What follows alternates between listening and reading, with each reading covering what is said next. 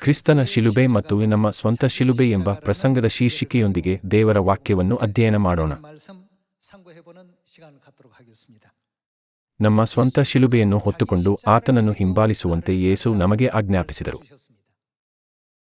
ಕ್ರಿಸ್ತನ ಮಾರ್ಗವನ್ನು ಸರಿಯಾಗಿ ಅನುಸರಿಸುವವರು ತಮ್ಮದೇ ಆದ ಶಿಲುಬೆಗಳನ್ನು ಹೊತ್ತುಕೊಳ್ಳುವವರಾಗಿದ್ದಾರೆ.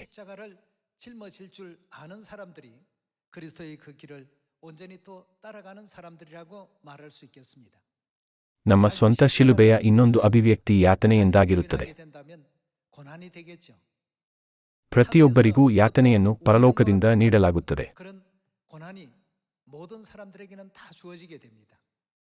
ವಿಶೇಷವಾಗಿ ಕ್ರಿಸ್ತನ ಜೀವನವನ್ನು ಅನುಸರಿಸಲು ಬಯಸುವವರಿಗೆ ಅವರು ತಮ್ಮದೇ ಆದ ಶಿಲುಬೆಯನ್ನು ಹೊಂದಿರುತ್ತಾರೆ. ನಾವು ನಮ್ಮ ಶಿಲುಬೆಯನ್ನು ಎದುರಿಸುವಾಗ ತಮ್ಮದೇ ಆದ ಆಯ್ಕೆಯನ್ನು ಮಾಡಿಕೊಳ್ಳುವುದು ಪ್ರತಿಯೊಬ್ಬ ವ್ಯಕ್ತಿಗೆ ಸೇರಿದ ವಿಷಯವಾಗಿದೆ. ಕ್ರಿಸ್ತನು ತನ್ನ ಜೀವನದ ಕತ್ತಲೆಯ ಕ್ಷಣವನ್ನು ತಪ್ಪಿಸಲಿಲ್ಲ, ಬದಲಾಗಿ ಮನುಕುಲದ ಆತ್ಮರಕ್ಷಣೆಗಾಗಿ ಮಾರ್ಗವನ್ನು ಆರಿಸಿಕೊಂಡರು.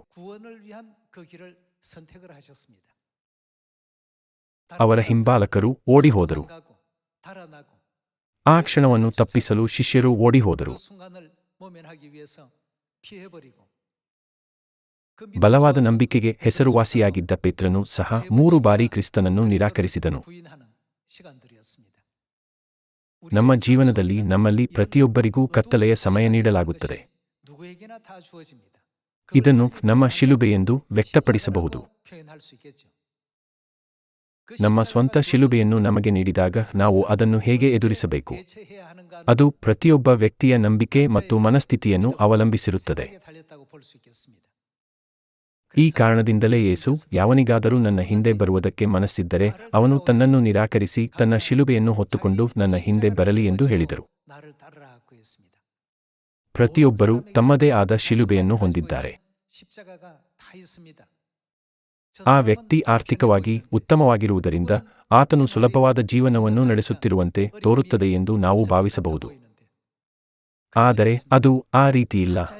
ಪ್ರತಿಯೊಬ್ಬರೂ ತಮ್ಮದೇ ಆದ ಕತ್ತಲೆಯ ಸಮಯಗಳನ್ನು ಹೊಂದಿದ್ದಾರೆ. ವ್ಯತ್ಯಾಸವೆಂದರೆ ನಾವು ಅವುಗಳನ್ನು ಹೇಗೆ ಸಹಿಸಿಕೊಳ್ಳುತ್ತೇವೆ ಮತ್ತು ಹೇಗೆ ಜಯಿಸುತ್ತೇವೆ ಎಂಬುದಾಗಿದೆ. ಯಾವನಿಗಾದರೂ ನನ್ನ ಹಿಂದೆ ಬರುವುದಕ್ಕೆ ಮನಸ್ಸಿದ್ದರೆ ಎಂದು ಹೇಳುತ್ತಾ ಆಶೀರ್ವಾದಗಳು ಮತ್ತು ಪ್ರತಿಫಲಗಳು ಅದಕ್ಕೆ ತಕ್ಕಂತೆ ನೀಡಲ್ಪಡುತ್ತವೆ ಎಂಬ ನಿಜ ಸಂಗತಿಗೆ ದೇವರು ನಮ್ಮನ್ನು ಎಚ್ಚರಗೊಳಿಸುತ್ತಾರೆ. ಯಾವನಿಗಾದರೂ ಎಂಬ ಅಭಿವ್ಯಕ್ತಿಯು ಕ್ರಿಸ್ತನನ್ನು ಅನುಸರಿಸುವ ವಿಷಯದಲ್ಲಿ ಯಾವುದೇ ವ್ಯತ್ಯಾಸವಿಲ್ಲ ಎಂದು ತೋರಿಸುತ್ತದೆ. ಕ್ರಿಸ್ತನ ಜೀವನವನ್ನು ಅನುಸರಿಸಲು ಬಯಸುವ ಯಾರಿಗಾದರೂ ಶಿಲುಬೆಯ ಹೊರೆಯನ್ನು ಅನಿವಾರ್ಯವಾಗಿ ನೀಡಲಾಗುತ್ತದೆ. ಇಂದು ಕ್ರಿಸ್ತನು ತನ್ನ ಆಯ್ಕೆಗಳ ಮೂಲಕ ಹೇಗೆ ಯಾತನೆಯನ್ನು ಜಯಿಸಿ ಕತ್ತಲೆಯ ಸಮಯವನ್ನು ಸಹಿಸಿಕೊಂಡು ಮನುಕುಲವನ್ನು ಆತ್ಮರಕ್ಷಣೆಯ ಕಡೆ ಮುನ್ನಡೆಸಿದರು ಎಂದು ಸತ್ಯವೇದದಿಂದ ಕಲಿಯೋಣ. ಹುಳಿಯಿಲ್ಲದ ರೊಟ್ಟಿಯ ಹಬ್ಬವು ಕೇವಲ ಯಾತನೆಯ ಕುರಿತಾಗಿದೆ ಎಂದು ನಾವು ಅರಿತುಕೊಳ್ಳುವುದರೊಂದಿಗೆ ನಿಲ್ಲಬಾರದು.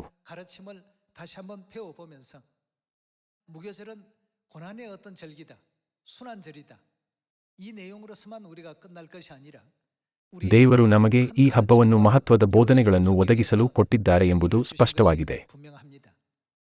ಕತ್ತಲೆಯ ಸಮಯಗಳು ಬಂದಾಗಲೂ ನಾವು ದೇವರ ಪಕ್ಕದಲ್ಲಿ ನಿಲ್ಲಬೇಕು, ದೇವರ ದೃಷ್ಟಿಕೋನವನ್ನು ಆಧರಿಸಿ ಆಯ್ಕೆಗಳನ್ನು ಮಾಡಬೇಕು ಮತ್ತು ಆತನ ಮಾರ್ಗವನ್ನು ಅನುಸರಿಸಬೇಕು ಎಂದು ನಾನು ನಂಬುತ್ತೇನೆ.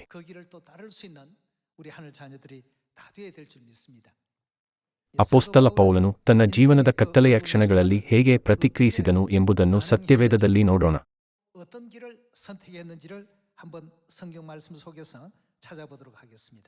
ಅಪೊಸ್ತಲರ ಕೃತ್ಯಗಳು ಅಧ್ಯಾಯ 20 ತೆಗೆಯೋಣ.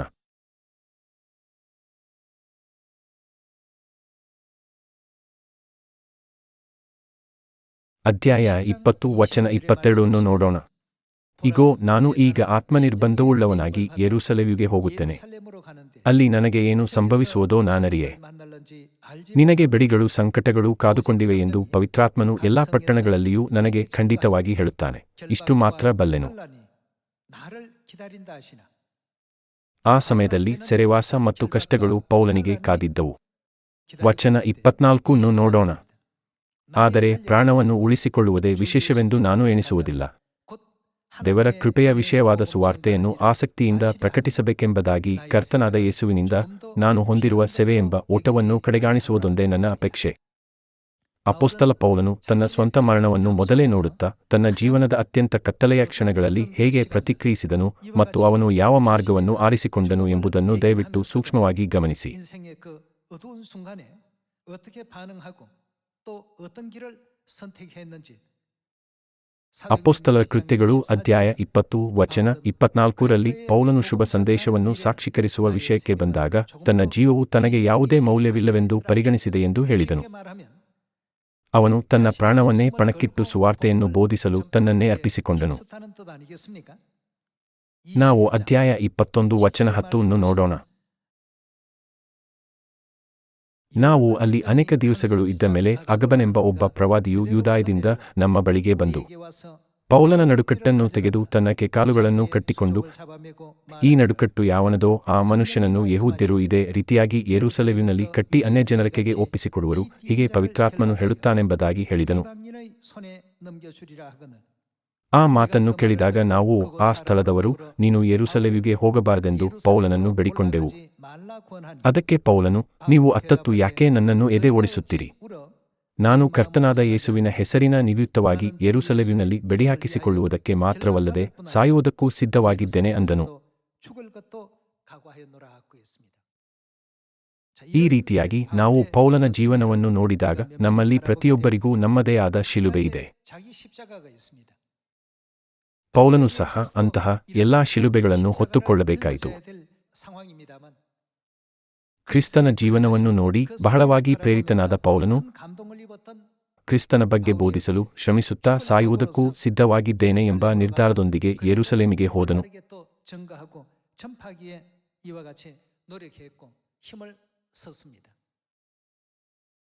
ನಮ್ಮ ಜೀವನದ ಕತ್ತಲೆಯ ಕ್ಷಣಗಳಲ್ಲಿ ಹೇಗೆ ಪ್ರತಿಕ್ರಿಯಿಸಬೇಕು ಮತ್ತು ಯಾವುದನ್ನು ಆರಿಸಿಕೊಳ್ಳಬೇಕು ಎಂಬುದನ್ನು ನಿರ್ಧರಿಸುವುದು ಯಾವಾಗಲೂ ನಮ್ಮೆಲ್ಲರ ಮೇಲೆ ಅವಲಂಬಿತವಾಗಿರುತ್ತದೆ.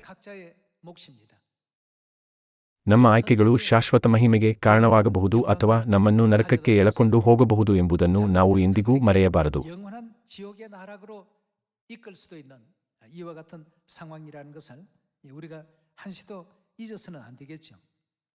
ಪೌಲನು ದೇವರ ಕಡೆಯಲ್ಲಿ ನಿಂತು ದೇವರ ಮಾರ್ಗದಲ್ಲಿ ನಡೆಯಲು ಆರಿಸಿಕೊಂಡನು. ಅವನಿಗೆ ಮರಣ, ಕಷ್ಟಗಳು ಅಥವಾ ಹಿಂಸೆಯ ಬಗ್ಗೆ ಚಿಂತೆ ಇರಲಿಲ್ಲ.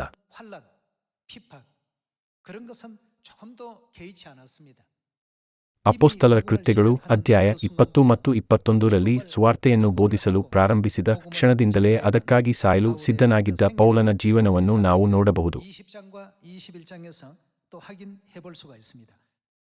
2 ಕೊರಿಂಥದವರಿಗೆ ಅಧ್ಯಾಯ 11 ವಚನ 24 ನೋಡೋಣ.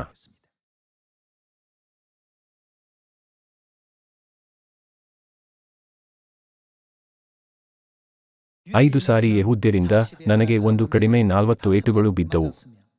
3 ಸಾರಿ ಸರಕಾರದವರು ಚಡಿಗಳಿಂದ ನನ್ನನ್ನು ಹೊಡೆಸಿದರು. 1 ಸಾರಿ ಜನರು ನನ್ನನ್ನು ಕೊಲ್ಲುವುದಕ್ಕೆ ಕಲ್ಲೆಸೆದರು. 3 ಸಾರಿ ನಾನಿದ್ದ ಹಡಗು ಒಡೆದು ಹೋಯಿತು. 1 ರಾತ್ರಿ 1 ಹಗಲು ಸಮುದ್ರದ ನೀರಿನಲ್ಲಿ ಕಳೆದೆನು.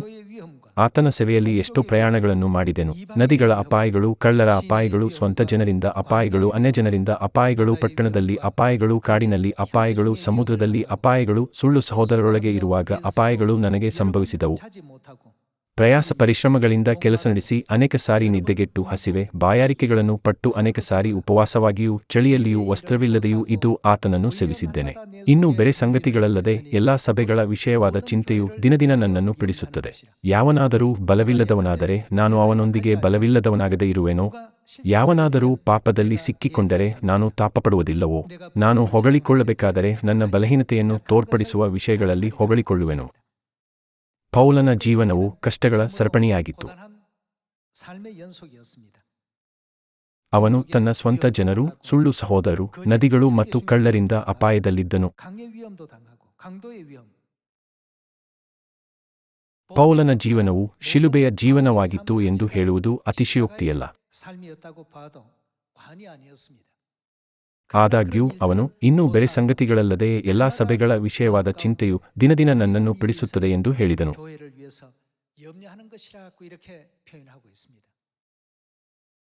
ಇಂದು ನಾವು ಕ್ರಿಸ್ತನ ಶಿಲುಬೆಯನ್ನು ನೋಡಿದಾಗ ಮತ್ತು ಆತನ ಯಾತನೆಯ ಬಗ್ಗೆ ಯೋಚಿಸಿದಾಗ ನಾವು ಹೊತ್ತುಕೊಳ್ಳಬೇಕಾದ ಶಿಲುಬೆಯನ್ನು ಆತನ ಶಿಲುಬೆಗೆ ಹೋಲಿಸಲಾಗದು.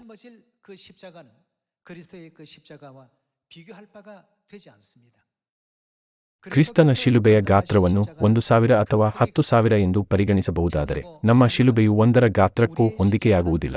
일도 되지 않는 그런 어떤 크기라고 볼 수 있겠습니다. ಪೌಲನು ಕ್ರಿಸ್ತನ ಶಿಲುಬೆಯನ್ನು ನೋಡುತ್ತಾ ಯಾವಾಗಲೂ ಆ ಮಾರ್ಗವನ್ನು ಅನುಸರಿಸಲು ಬಯಸಿದನು. 그 길을 언제나 또 따르기를 원했습니다.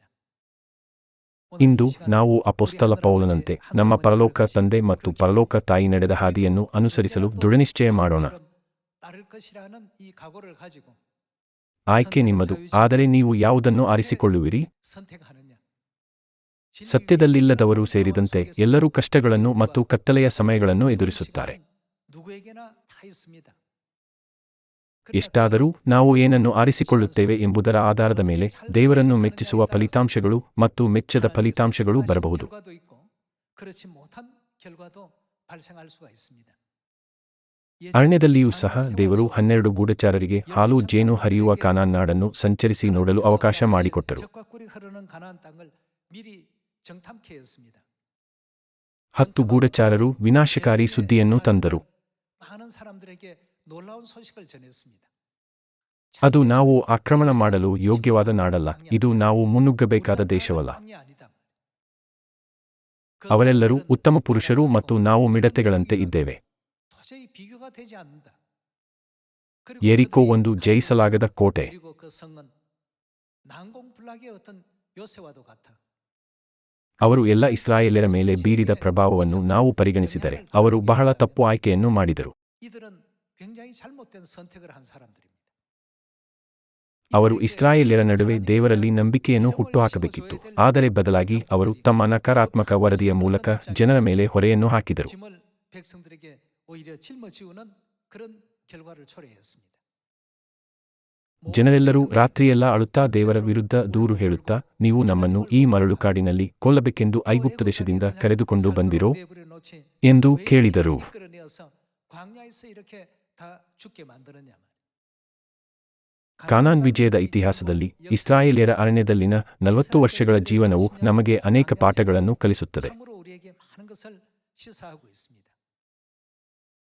10 ಗೂಢಚಾರರು ತಾವು ಹೊರಬೇಕಾದ ಶಿಲುಬೆಯನ್ನು ಹೊರುವ ಬದಲು ಜನರು ದೇವರ ವಿರುದ್ಧ ದೂರು ನೀಡುವಂತೆ ಮಾಡುವ ಮೂಲಕ ತಪ್ಪು ಮನೋಭಾವವನ್ನು ತೋರಿಸಿದರು. 하나님을 원망하도록끔 이끌었던 이 잘못된 시각을 10명의 정탐꾼들은 보여주었던 것입니다. ಕ್ರಿಸ್ತನು ಹೊತ್ತ ಶಿಲುಬೆ ಮತ್ತು ನಾವು ಹೊರಬೇಕಾದ ಶಿಲುಬೆಯ ಬಗ್ಗೆ ದಯವಿಟ್ಟು ಯೋಚಿಸಿ. ನಾವು ಕ್ರೈಸ್ತರಾಗಲು ಬಯಸಿದರೆ ಮೊಟ್ಟಮೊದಲನೆಯದಾಗಿ ನಮ್ಮ ಶಿಲುಬೆಯನ್ನು ನಾವೇ ಹೊತ್ತುಕೊಳ್ಳಬೇಕು ಎಂದು ಯೇಸು ಹೇಳಿದರು. ಮತ್ತಾಯನು ಅಧ್ಯಾಯ 16 ನೋಡುವ ಮೂಲಕ ಇದನ್ನು ದೃಢಪಡಿಸಿಕೊಳ್ಳೋಣ.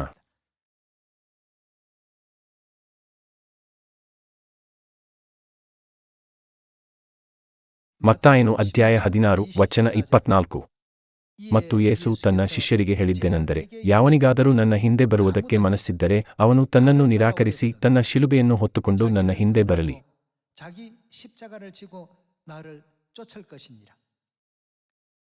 ತನ್ನ ಪ್ರಾಣವನ್ನು ಉಳಿಸಿಕೊಳ್ಳಬೇಕೆಂದಿರುವವನು ಅದನ್ನು ಕಳಕೊಳ್ಳುವನು, ಆದರೆ ನನ್ನ ನಿಮಿತ್ತವಾಗಿ ತನ್ನ ಪ್ರಾಣವನ್ನು ಕಳಕೊಂಡವನು ಅದನ್ನು ಕಂಡುಕೊಳ್ಳುವನು. ಒಬ್ಬ ಮನುಷ್ಯನು ಲೋಕವನ್ನೆಲ್ಲ ಸಂಪಾದಿಸಿಕೊಂಡರೂ ಪ್ರಾಣನಷ್ಟಪಟ್ಟರೆ ಅವನಿಗೆ ಪ್ರಯೋಜನವೇನು? ಅಥವಾ ಒಬ್ಬನು ತನ್ನ ಪ್ರಾಣಕ್ಕೆ ಏನು ಈಡು ಕೊಟ್ಟಾನು? ಯಾವನಿಗಾದರೂ ನನ್ನ ಹಿಂದೆ ಬರುವುದಕ್ಕೆ ಮನಸ್ಸಿದ್ದರೆ ಅವನು ತನ್ನನ್ನು ನಿರಾಕರಿಸಿ ತನ್ನ ಶಿಲುಬೆಯನ್ನು ಹೊತ್ತುಕೊಂಡು ನನ್ನ ಹಿಂದೆ ಬರಲಿ ಎಂದು ಯೇಸು ಹೇಳಿದರು. ನಾವು ಆತನ ಮಾರ್ಗವನ್ನು ಅನುಸರಿಸದ ಹೊರತು ನಾವು ಎಂದಿಗೂ ಪರಲೋಕ ರಾಜ್ಯವನ್ನು ಪ್ರವೇಶಿಸಲು ಸಾಧ್ಯವಿಲ್ಲ. ತಮ್ಮ ಶಿಲುಬೆಯನ್ನು ಹೊತ್ತುಕೊಂಡವರು ಮಾತ್ರ ಆ ಹಾದಿಯಲ್ಲಿ ನಡೆಯಲು ಸಾಧ್ಯವಾದ್ದರಿಂದ ನಾವು ಆಯ್ಕೆಯನ್ನು ಮಾಡುವಂತೆ ಅಗತ್ಯಗೊಳಿಸುವ ಅನಿವಾರ್ಯವಾಗಿ ಕತ್ತಲೆಯ ಸಮಯವನ್ನು ಮತ್ತು ಕೆಲವು ಸಂದರ್ಭಗಳನ್ನು ಎದುರಿಸಬೇಕಾಗುತ್ತದೆ. ತನ್ನ ಸ್ವಂತ ಜೀವಕ್ಕೆ ಯಾವುದೇ ಬೆಲೆಯಿಲ್ಲ ಎಂದು ತೀರ್ಮಾನಿಸುತ್ತಾ ಪೌಲನು ಕ್ರಿಸ್ತನ ಮಾರ್ಗವನ್ನು ಅನುಸರಿಸಿದನು.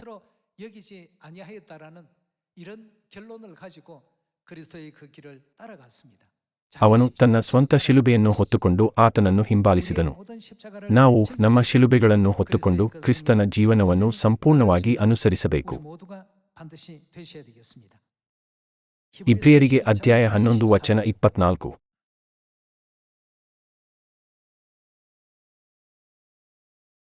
ಅಧ್ಯಾಯ 11 ವಚನ 24 ನೋಡೋಣ. ಮೋಶೆಯು ದೊಡ್ಡವನಾದ ಮೇಲೆ ಫರೋಹನ ಕುಮಾರ್ತೆಯ ಮಗನೆನಿಸಿಕೊಳ್ಳುವುದು ಬೇಡವೆಂದದ್ದು ನಂಬಿಕೆಯಿಂದಲೇ. 도리어 하나님의 백성과 함께 ಅವನು ಏನೆಂದು ತೀರ್ಮಾನಿಸಿಕೊಂಡನು? 좋아했다고요? ಸ್ವಲ್ಪ ಕಾಲ ಪಾಪಭೋಗಗಳನ್ನನುಭವಿಸುವುದಕ್ಕಿಂತ ದೇವರ ಜನರೊಂದಿಗೆ ಕಷ್ಟವನ್ನನುಭವಿಸುವುದೇ ಒಳ್ಳೆದೆಂದು ತೀರ್ಮಾನಿಸಿಕೊಂಡನು. 그리스도를 위하여 받는 ಐಗುಪ್ತ ದೇಶದ ಸರ್ವೇಶ್ವರ್ಯಕ್ಕಿಂತಲೂ ಕ್ರಿಸ್ತನ ನಿಮಿತ್ತವಾಗಿ ಉಂಟಾಗುವ ನಿಂದೆ ಶ್ರೇಷ್ಠ ಭಾಗ್ಯವೆಂದೆನಿಸಿಕೊಂಡನು, ಯಾಕಂದರೆ ಬರುವ ಪ್ರತಿಫಲದ ಮೇಲೆ ಕಣ್ಣಿಟ್ಟಿದ್ದನು. ಮೋಶೆಯು ಸಹ ಶಿಲುಬೆಯ ಜೀವನವನ್ನು ಆರಿಸಿಕೊಂಡನು. 십자가를 선택하는 삶을 살았습니다. ಅವನು ಈ ಲೋಕದ ಕ್ಷಣಿಕ ಸುಖಗಳನ್ನು ಅನುಭವಿಸುವುದಕ್ಕಿಂತ ಶಿಲುಬೆಯ ಜೀವನ ಮತ್ತು ದೇವಜನರೊಂದಿಗೆ ಕಷ್ಟವನ್ನು ಅನುಭವಿಸುವುದೇ ಹೆಚ್ಚು ಸಂತೋಷಕರವೆಂದು ಪರಿಗಣಿಸಿದನು ಎಂದು ಸತ್ಯವೇದವು ನಮಗೆ ಹೇಳುತ್ತದೆ. 삶을 훨씬 기쁘게 여겼다라고 이렇게 성경은 또 알려주고 있습니다. ಇಬ್ರಿಯರಿಗೆ ಅಧ್ಯಾಯ 11 ವಚನ 35 ನೋಡೋಣ. 계속 살펴보도록 하겠습니다. ಅಧ್ಯಾಯ 11 ವಚನ 35. ಸ್ತ್ರೀಯರು ಸತ್ತುಹೋಗಿದ್ದ ತಮ್ಮವರನ್ನು ಪುನರುತ್ಥಾನದಿಂದ ತಿರುಗಿ ಹೊಂದಿದರು. ಕೆಲವರು ತಾವು ಯಾತನೆಯ ಯಂತ್ರಕ್ಕೆ ಕಟ್ಟಲ್ಪಟ್ಟಾಗ ಶ್ರೇಷ್ಠ ಪುನರುತ್ಥಾನವನ್ನು ಹೊಂದುವುದಕ್ಕೋಸ್ಕರ ಬಿಡುಗಡೆ ಬೇಡವೆಂದು ಹೇಳಿ ಮುರಿಸಿಕೊಂಡು ಸತ್ತರು. ಬೇರೆ ಕೆಲವರು ಅಪಹಾಸ್ಯ, ಕೊರಡೆಯ ಪೆಟ್ಟು, ಬೆಡಿ, ಸೆರೆಮನೆ ಇವುಗಳನ್ನು ಅನುಭವಿಸಿದರು. ಕೆಲವರನ್ನು ಜನರು ಕಲ್ಲೆಸೆದು ಕೊಂದರು, ಕೆಲವರನ್ನು ಗರಗಸದಿಂದ ಕೊಯ್ದು ಕೊಂದರು. ದೇವದ್ರೋಹಿಗಳಾಗಿ ಪ್ರಾಣವನ್ನು ಉಳಿಸಿಕೊಳ್ಳಿರೆಂದು ಕೆಲವರನ್ನು ಪ್ರೇರೇಪಿಸಿದರು, ಕೆಲವರನ್ನು ಕತ್ತಿಯಿಂದ ಕೊಂದರು. ಕೆಲವರು ಕೊರತೆ, ಹಿಂಸೆ, ಬಾಧೆ ಇವುಗಳನ್ನು ಅನುಭವಿಸುವವರಾಗಿದ್ದು ಕುರಿ ಮೇಕೆಗಳ ಚರ್ಮಗಳನ್ನು ಉಟ್ಟುಕೊಂಡವರಾಗಿ ತಿರುಗಾಡಿದರು. ಇಂಥವರಿಗೆ ಈ ಲೋಕವು ಯೋಗ್ಯ ಸ್ಥಳವಲ್ಲ. ಅವರು ತಮ್ಮ ದೇಶದ ಕಾಡು, ಬೆಟ್ಟ, ಗವಿ, ಕುಣಿಗಳಲ್ಲಿ ಅಲೆಯುವವರಾಗಿದ್ದರು. ಈ ಎಲ್ಲಾ ಜನರು ನಂಬಿಕೆಯ ಮಾರ್ಗವನ್ನು ಆರಿಸಿಕೊಂಡರು ಮತ್ತು ನಂಬಿಕೆಯಿಂದ ತಮ್ಮ ಶಿಲುಬೆಗಳನ್ನು ಹೊತ್ತುಕೊಂಡರು. ಅವರು ಸರಿಯಾದ ಮಾರ್ಗವನ್ನು ಆರಿಸಿಕೊಂಡರು ಮತ್ತು ಸುಲಭವಾದ ಮಾರ್ಗವನ್ನು ನಿರಾಕರಿಸಿದರು ಎಂದು ದೇವರು ಇಬ್ರಿಯರಿಗೆ ಅಧ್ಯಾಯ 11 ಮೂಲಕ ನಮಗೆ ತಿಳಿಸಿದರು.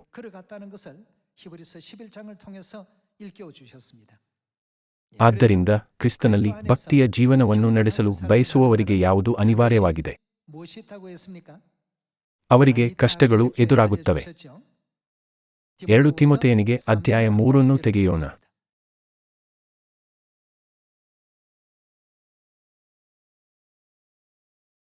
2 ತಿಮೊಥೆಯನಿಗೆ ಅಧ್ಯಾಯ 3 ವಚನ 10 ನೋಡೋಣ.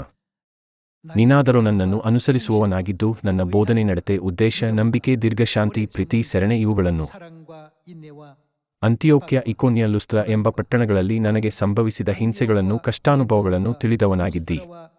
ನಾನು ಎಂತೆಂಥ ಹಿಂಸೆಗಳನ್ನು ಸಹಿಸಿಕೊಂಡೆನು, ಅವೆಲ್ಲವುಗಳೊಳಗಿಂದ ಕರ್ತನು ನನ್ನನ್ನು ಬಿಡಿಸಿದನು. ಕ್ರಿಸ್ತ ಯೇಸುವಿನಲ್ಲಿ ಸದ್ಭಕ್ತರಾಗಿ ಜೀವಿಸುವುದಕ್ಕೆ ಮನಸ್ಸು ಮಾಡುವವರೆಲ್ಲರೂ ಯಾವುದಕ್ಕೆ ಒಳಗಾಗುವರು? ಹಿಂಸೆಗೊಳಗಾಗುವರು. 경건하게 살고자 하는 자는 무엇을 받는다고요? ಕ್ರಿಸ್ತನ ಶಿಲುಬೆಯ ಜೀವನವನ್ನು ಅನುಸರಿಸಲು ಆಯ್ಕೆ ಮಾಡುವವರಿಗೆ ಹಿಂಸೆ ಇರುತ್ತದೆ ಮತ್ತು ಯಾತನೆಯ ಸಮಯ ಬರುತ್ತದೆ. 비박이 반드시 있을 것이고 고난의 그 시간은 반드시 오게 되어 있습니다.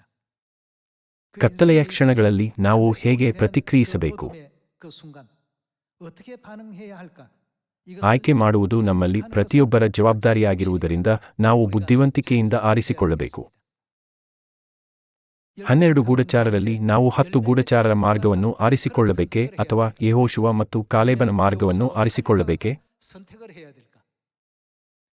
ಪೌಲನಂತಹ ಪರಿಸ್ಥಿತಿಯಲ್ಲಿ ನಾವು ಬಿಟ್ಟುಕೊಡಬೇಕೇ ಮತ್ತು ಓಡಿಹೋಗಬೇಕೇ? ಅಥವಾ ನನ್ನ ಪ್ರಾಣವನ್ನೇ ಪಣಕ್ಕಿಟ್ಟರೂ ಸಹ ನಾನು ಮಾಡಬೇಕಾದ್ದನ್ನು ಖಂಡಿತವಾಗಿಯೂ ಮಾಡುತ್ತೇನೆ ಎಂದು ನಾವು ಘೋಷಿಸಬೇಕೇ? ಚೀಯೋನಿನ ಮಕ್ಕಳಿಗೆ ನೀಡಲಾದ ಈ ಎಲ್ಲ ಆಯ್ಕೆಗಳನ್ನು ನಮ್ಮ ಸ್ವಂತ ಶಿಲುಬೆಯಾಗಿ ಕಾಣಬಹುದು.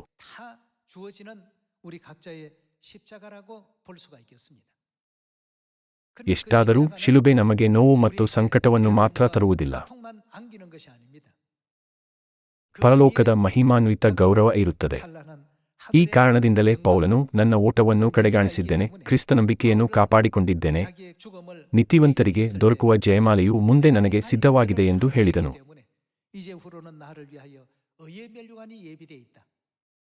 ಈ ಕಾರಣದಿಂದಲೇ ಅವನು ತನ್ನ ಶಿಲುಬೆಯನ್ನು ನಿಷ್ಠೆಯಿಂದ ಹೊತ್ತುಕೊಂಡು ಕ್ರಿಸ್ತನ ಹೆಜ್ಜೆಗಳನ್ನು ಅನುಸರಿಸುವ ಮೂಲಕ ಪರಲೋಕ ರಾಜ್ಯಕ್ಕೆ ಮುನ್ನಡೆದ ಮಹೋನ್ನತ ಅಪೊಸ್ತಲನಾದನು ಅಲ್ಲವೇ? ವಚನ 13. ಆದರೆ ದುಷ್ಟರು, ವಂಚಕರು ಇತರರನ್ನು ಮೋಸ ಮಾಡುತ್ತಾ ತಾವೇ ಮೋಸ ಹೋಗುತ್ತಾ ಹೆಚ್ಚಾದ ಕೆಟ್ಟತನಕ್ಕೆ ಹೋಗುವರು.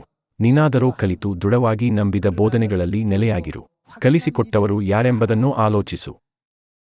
ನಾವು ದೇವರಿಂದ ಕಲಿತ ಮತ್ತು ಮನವರಿಕೆ ಮಾಡಿಕೊಂಡಿರುವ ವಿಷಯಗಳಲ್ಲಿ ಉಳಿಯಲು ಮತ್ತು ಕ್ರಿಸ್ತ ಯೇಸುವಿನ ಶಿಲುಬೆಯ ಮಾರ್ಗವನ್ನು ಅನುಸರಿಸಲು ನಮಗೆ ನೆನಪಿಸಲಾಗುತ್ತದೆ. 온전히 따를 수 있는 그런 하늘 백성이 되라고 이렇게 일깨워 주셨습니다. ನಮ್ಮ ಸ್ವಂತ ಶಿಲುಬೆಯನ್ನು ಹೊತ್ತುಕೊಳ್ಳುವ ವಿಷಯಕ್ಕೆ ಸಂಬಂಧಿಸಿದಂತೆ ಯಾತನೆಯನ್ನು ಅನುಭವಿಸುವವರು ಧನ್ಯರು ಎಂದು ಯೇಸು ಹೇಳಿದರು. 사람들은 반드시 축복이 있다는 사실을 알려 주셨습니다. ಮತ್ತಾಯನು ಅಧ್ಯಾಯ 5ಕ್ಕೆ ಹೋಗೋಣ. 말씀 옮겨보도록 합시다.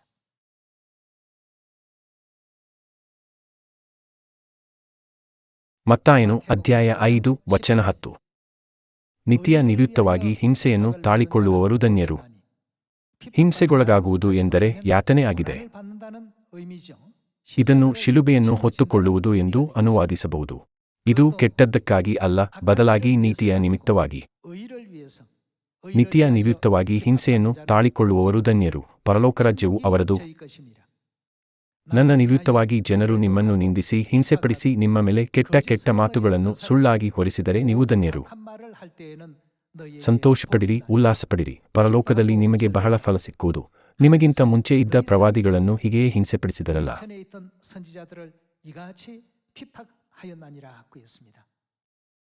ಈ ಲೋಕದಲ್ಲಿ ಜೀವಿಸುತ್ತಿರುವ ಪರಲೋಕ ಮಕ್ಕಳಿಗೆ ನೀತಿ ಮತ್ತು ದೈವಭಕ್ತಿಯ ಅನ್ವೇಷಣೆಯಲ್ಲಿ ಶಿಲುಬೆಯ ಮಾರ್ಗವು ಅವರನ್ನು ಕಾಯುತ್ತಿದೆ ಎಂದು ದೇವರು ನಮಗೆ ನೆನಪಿಸುತ್ತಾರೆ. ಆದ್ದರಿಂದಲೇ ಯೇಸು ಸಂತೋಷಪಡಿರಿ, ಉಲ್ಲಾಸಪಡಿರಿ, ಪರಲೋಕದಲ್ಲಿ ನಿಮಗೆ ಬಹಳ ಫಲ ಸಿಕ್ಕುವುದು ಎಂದು ಹೇಳಿದರು. ದೇವರು ಎಂದಿಗೂ ಕಷ್ಟಪಡುವವರಿಗೆ ಬೆನ್ನು ತಿರುಗಿಸುವುದಿಲ್ಲ, ಬದಲಿಗೆ ಅವರನ್ನು ನೆನಪಿಸಿಕೊಳ್ಳುತ್ತಾರೆ ಮತ್ತು ಅವರಿಗೆ ಶಾಶ್ವತ ಆಶೀರ್ವಾದಗಳನ್ನು ನೀಡುತ್ತಾರೆ ಎಂಬುದನ್ನು ನಾವು ನೋಡಬಹುದು. ಲೂಕನು ಅಧ್ಯಾಯ 16 ವಚನ 19 ನೋಡೋಣ. ಅಧ್ಯಾಯ 16 ವಚನ 19. ಐಶ್ವರ್ಯವಂತನಾದ ಒಬ್ಬ ಮನುಷ್ಯನಿದ್ದನು. ಅವನು ಸಕಲಾತಿ ನಯವಾದ ನಾರುಮಡಿ ಮುಂತಾದ ವಸ್ತ್ರಗಳನ್ನು ಧರಿಸಿಕೊಂಡು ಪ್ರತಿದಿನವೂ ವೈಭವದೊಡನೆ ಸುಖಸಂತೋಷಪಡುತ್ತಿದ್ದನು. ಅವನ ಮನೆ ಬಾಗಿಲಲ್ಲಿ ಲಾಜರನೆಂಬ ಒಬ್ಬ ಭಿಕ್ಷೆಗಾರನು ಬಿದ್ದುಕೊಂಡಿದ್ದನು. ಇವನು ಮೈತುಂಬಾ ಹುಣ್ಣೆದ್ದವನು. ಐಶ್ವರ್ಯವಂತನ ಮೇಜಿನಿಂದ ಬಿದ್ದ ಎಂಜಲನ್ನು ತಿಂದು ಹಸಿವು ತೀರಿಸಿಕೊಳ್ಳಬೇಕೆಂದಿದ್ದನು. ಇಷ್ಟು ಮಾತ್ರವಲ್ಲದೆ ನಾಯಿಗಳು ಸಹ ಬಂದು ಅವನ ಹುಣ್ಣುಗಳನ್ನು ನೆಕ್ಕುವು. ಹೀಗಿರುವಲ್ಲಿ ಸ್ವಲ್ಪ ಕಾಲದ ಮೇಲೆ ಆ ಭಿಕ್ಷೆಗಾರನು ಸತ್ತನು. ದೇವದೂತರು ಅವನನ್ನು ತೆಗೆದುಕೊಂಡು ಹೋಗಿ ಅಬ್ರಹಾಮನ ಎದೆಗೆ ಒರಗಿಸಿದರು. ಆ ಐಶ್ವರ್ಯವಂತನು ಸಹ ಸತ್ತನು. ಅವನಿಗೆ ಉತ್ತರಕ್ರಿಯೆಗಳು ಆದವು. ಅವನು ಪಾತಾಳದೊಳಗೆ ಯಾತನೆ ಪಡುತ್ತಾ ಇರುವಲ್ಲಿ ಕಣ್ಣೆತ್ತಿ ದೂರದಿಂದ ಅಬ್ರಹಾಮನನ್ನು ಇವನ ಎದೆಗೆ ಒರಗಿಕೊಂಡಿದ್ದ ಲಾಜರನನ್ನು ನೋಡಿ, ತಂದೆ ಅಬ್ರಹಾಮನೇ, ನನ್ನ ಮೇಲೆ ದಯವಿಟ್ಟು ಲಾಜರನನ್ನು ಕಳುಹಿಸು. ಅವನು ತನ್ನ ತುದಿಬೆರಳನ್ನು ನೀರಿನಲ್ಲಿ ಅದ್ದಿ ನನ್ನ ನಾಲಿಗೆಯನ್ನು ತಣ್ಣಗೆ ಮಾಡಲಿ. ಈ ಉರಿಯಲ್ಲಿ ಸಂಕಟಪಡುತ್ತೇನೆ ಎಂದು ಕೂಗಿ ಹೇಳಿದನು. ಆದರೆ ಅಬ್ರಹಾಮನು, ಕಂದ, ನೀನು ಆಶಿಸಿದ ಸುಖವನ್ನು ನಿನ್ನ ಜೀವಮಾನದಲ್ಲಿ ಹೊಂದಿದಿ, ಹಾಗೆಯೇ ಲಾಜರನು ಕಷ್ಟವನ್ನು ಹೊಂದಿದನು ಎಂಬುದನ್ನು ನೆನಪಿಗೆ ತಂದುಕೋ. ಇದು ಕೇವಲ ಐಶ್ವರ್ಯವಂತ ಮತ್ತು ಭಿಕ್ಷುಕ ಲಾಜರನ ಕುರಿತ ಸಾಮ್ಯವಲ್ಲ.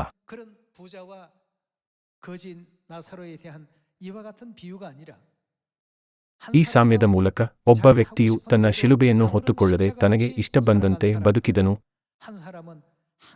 ಆದರೆ ಇನ್ನೊಬ್ಬನು ಅಸ್ವಸ್ಥತೆ ಮತ್ತು ತೊಂದರೆಗಳನ್ನು ಅನುಭವಿಸಿದನು, ಭಿಕ್ಷುಕನಂತೆ ಬದುಕಿದನು ಎಂಬುದನ್ನು ನಾವು ನೆನಪಿಸಿಕೊಳ್ಳುತ್ತೇನೆ. ದೇವರು ಅಬ್ರಹಾಮನಾಗಿ ಕಾಣಿಸಿಕೊಂಡು ಆ ಐಶ್ವರ್ಯವಂತನಿಗೆ, ನಿನ್ನ ಜೀವಿತಾವಧಿಯಲ್ಲಿ ನಿನಗೆ ಎಲ್ಲಾ ಒಳ್ಳೆಯ ವಿಷಯವೂ ಸಿಕ್ಕಲಿಲ್ಲವೇ? ನೀನು ಬಯಸಿದೆಲ್ಲವನ್ನೂ ಮಾಡಿದೆ. ನಿನಗೆ ಯಾವುದೇ ನೋವು ಇರಲಿಲ್ಲ. ಎಷ್ಟಾದರೂ ಲಾಜರನಿಗೆ ಆಹಾರವನ್ನು ಹುಡುಕುವ ಸರಳ ವಿಷಯವು ಭಾರವಾಗಿತ್ತು ಎಂದು ಕೇಳಿದರು. ಹಾಗೆಯೇ ಲಾಜರನು ಕಷ್ಟವನ್ನು ಹೊಂದಿದನು ಎಂಬುದನ್ನು ನೆನಪಿಗೆ ತಂದುಕೋ. ಈಗಲಾದರೂ ಇಲ್ಲಿ ಇವನಿಗೆ ಸಮಾಧಾನ, ಆದರೆ ನಿನಗೆ ಸಂಕಟ. ಐಶ್ವರ್ಯವಂತ ಮತ್ತು ಲಾಜರನ ಸಾಮ್ಯದ ಮೂಲಕ ಕ್ರಿಸ್ತನ ಶಿಲುಬೆಯ ಹೊರೆಯನ್ನು ಹೊತ್ತುಕೊಳ್ಳುವವರು ಮತ್ತು ಕೇವಲ ಸಾಂತ್ವನವನ್ನು ಅನುಸರಿಸುವವರ ನಡುವಿನ ವ್ಯತ್ಯಾಸವನ್ನು ದೇವರು ನಮಗೆ ಅರಿವು ಮೂಡಿಸಿದರು.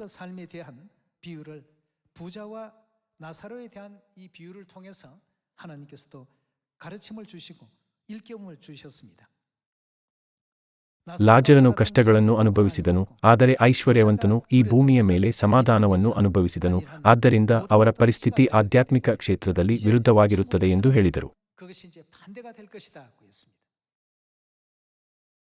ಈ ಕಾರಣದಿಂದಲೇ ಮತ್ತಾಯನು ಅಧ್ಯಾಯ 5 ನಿತ್ಯ ನಿವೃತ್ತವಾಗಿ ಹಿಂಸೆಯನ್ನು ತಾಳಿಕೊಳ್ಳುವವರು ಧನ್ಯರು ಎಂದು ಹೇಳುತ್ತದೆ. ಅದು ಆಶೀರ್ವಾದವೇ ಅಲ್ಲವೇ ಎಂಬುದು ನಮಗೆ ಈಗ ಅರ್ಥವಾಗದಿರಬಹುದು, ಆದರೆ ನಂತರ ಅದನ್ನು ಆಶೀರ್ವಾದ ಎಂದು ಏಕೆ ಕರೆಯಲಾಯಿತು ಎಂಬುದನ್ನು ನೋಡುತ್ತೇವೆ. ಆರಂಭದಿಂದಲೇ ಅಂತ್ಯವನ್ನು ನೋಡುವ ದೇವರು ನಮಗೆ ಅಂತಹ ಅಮೂಲ್ಯವಾದ ಬೋಧನೆಗಳನ್ನು ನೀಡಲು ಶರೀರದಲ್ಲಿ ಈ ಭೂಮಿಗೆ ಬಂದರು. ನಮ್ಮ ಜೀವನದಲ್ಲಿ ಅಥವಾ ನಮ್ಮ ನಂಬಿಕೆಯ ಪ್ರಯಾಣದಲ್ಲಿ ಕತ್ತಲೆಯ ಸಮಯಗಳು ಬಂದಾಗ ನಾವು ಅವುಗಳನ್ನು ತಿರಸ್ಕರಿಸಬಾರದು.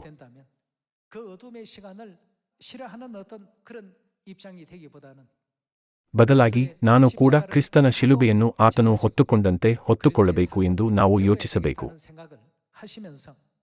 ಪೌಲ, ಪೇತ್ರ ಮತ್ತು ಎಲ್ಲಾ ನಂಬಿಕೆಯ ಪೂರ್ವಜರಂತೆ ನಮ್ಮ ಪರಲೋಕ ತಂದೆ ಮತ್ತು ತಾಯಿ ಹೊತ್ತ ಶಿಲುಬೆಯ ಹೊರೆಯನ್ನು ನಾವು ನೆನಪಿನಲ್ಲಿಟ್ಟುಕೊಳ್ಳಬೇಕು.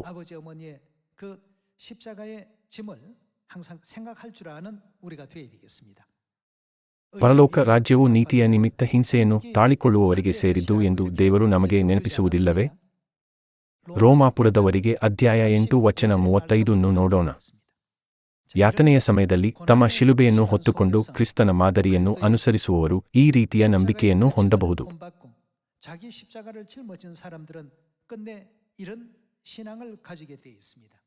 ವಚನ 35 ಓದೋಣ. ಕ್ರಿಸ್ತನ ಪ್ರೀತಿಯಿಂದ ನಮ್ಮನ್ನು ಅಗಲಿಸುವವರು ಯಾರು? ಕಷ್ಟವೋ, ಸಂಕಟವೋ, ಹಿಂಸೆಯೋ, ಅನ್ನವಿಲ್ಲದಿರುವುದೋ, ವಸ್ತ್ರವಿಲ್ಲದಿರುವುದೋ, ಗಂಡಾಂತರವೋ, ಖಡ್ಗವೋ? ಲೋಕದ ದೃಷ್ಟಿಕೋನದಿಂದ ನೋಡಿದಾಗ ಇವೆಲ್ಲವೂ ಒಂದು ಶಿಲುಬೆಯಂತೆ ಕಾಣುತ್ತವೆ.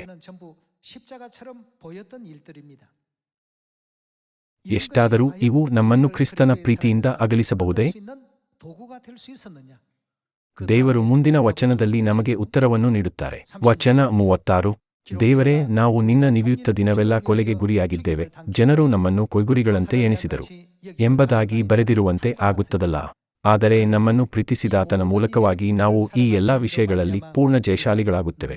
ಹೇಗೆಂದರೆ ಮರಣವಾಗಲಿ, ಜೀವವಾಗಲಿ, ದೇವದೂತರಾಗಲಿ, ದುರಾತ್ಮಗಳಾಗಲಿ, ಈಗಿನ ಸಂಗತಿಗಳಾಗಲಿ, ಮುಂದಣ ಸಂಗತಿಗಳಾಗಲಿ, ಮಹತ್ವಗಳಾಗಲಿ, ಮೇಲಣ ಲೋಕವಾಗಲಿ, ಕೆಳಗಣ ಲೋಕವಾಗಲಿ, ಬೇರೆ ಯಾವ ಸೃಷ್ಟಿಯಾಗಲಿ ನಮ್ಮನ್ನು ನಮ್ಮ ಕರ್ತನಾದ ಯೇಸು ಕ್ರಿಸ್ತನಲ್ಲಿ ಅವರು ಏನು ಮಾಡಲು ಸಾಧ್ಯವಾಗುವುದಿಲ್ಲ. ತೋರಿಬಂದ ದೇವರ ಪ್ರೀತಿಯಿಂದ ಅಗಲಿಸಲಾರವೆಂದು ನನಗೆ ನಿಶ್ಚಯ ಉಂಟು.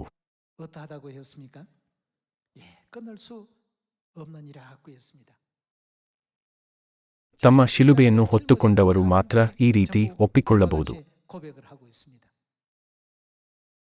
ಎಷ್ಟಾದರೂ ತಮ್ಮ ಶಿಲುಬೆಯನ್ನು ಹೊರಲು ಸಾಧ್ಯವಾಗದವರು ಯೋಹಾನನು ಅಧ್ಯಾಯ 6 ವಚನ 66ರಲ್ಲಿ ಬರೆದಿರುವಂತೆ ಚಿಕ್ಕ ಅಡಚಣೆಗೂ ಸಹ ಹಿಂಜರಿಯುತ್ತಾರೆ.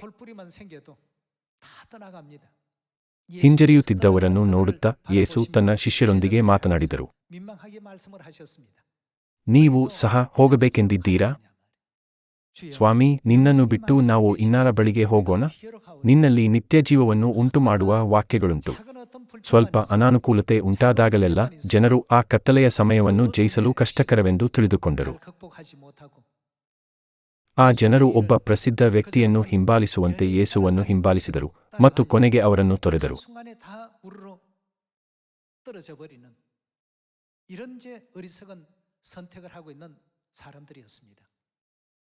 ಕ್ರಿಸ್ತನು ನಡೆದ ಜೀವನದಲ್ಲಿ ಶಿಲುಬೆಗೆ ಸಂಬಂಧಿಸಿದ ಅನೇಕ ಕತ್ತಲೆಯ ಸಮಯಗಳು ಇದ್ದವು. ಹಿಂಸೆ ಮತ್ತು ಅಪಹಾಸ್ಯದ ಸಮಯಗಳು, ಅವರನ್ನು ಶಿಲುಬೆಗೇರಿಸಿದ ನೋವಿನ ಸಮಯಗಳು, ಪಕ್ಕೆಯನ್ನು ಈಟಿಯಿಂದ ಚುಚ್ಚಿದ ಕ್ಷಣ ಮತ್ತು ಅವರನ್ನು ಚಾಟಿಯಿಂದ ಹೊಡೆದ ಕ್ಷಣಗಳು ಇದ್ದವು. ಕ್ರಿಸ್ತನ ಪ್ರೀತಿಯಿಂದ ಯಾವುದೂ ಅವರನ್ನು ಅಗಲಿಸಲು ಸಾಧ್ಯವಿಲ್ಲ ಎಂದು ನಂಬಿದ್ದವರು ಯಾತನೆ ಎಂಬ ಶಿಲುಬೆಯನ್ನು ಹೊತ್ತರು.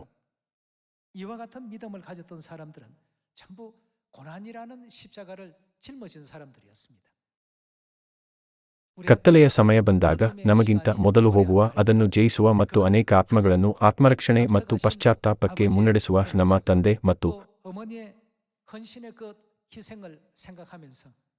ತಾಯಿಯ ಭಕ್ತಿ ಮತ್ತು ತ್ಯಾಗಗಳನ್ನು ನೆನಪಿಸಿಕೊಳ್ಳೋಣ. ಹುಳಿಯಿಲ್ಲದ ರೊಟ್ಟಿಯ ಹಬ್ಬವು ನಮ್ಮೆಲ್ಲರ ಹೃದಯಗಳು ಈ ಉದ್ದೇಶದಲ್ಲಿ ಒಂದಾಗುವ ಸಮಯವಾಗಲಿ. ತಂದೆ ಮತ್ತು ತಾಯಿ ಹೊತ್ತ ಶಿಲುಬೆ ತುಂಬಾ ಭಾರವಾಗಿದೆ.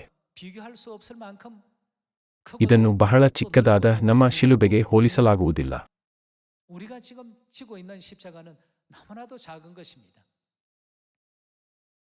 ನಮ್ಮ ಚಿಕ್ಕ ಶಿಲುಬೆಗಳನ್ನು ನಾವು ಹೊರೆ ಎಂದು ಪರಿಗಣಿಸಬಾರದು ಹಾಗೂ ತಂದೆ ಮತ್ತು ತಾಯಿ ನಡೆದ ಹಾದಿಯಿಂದ ಹಿಂಜರಿಯಬಾರದು.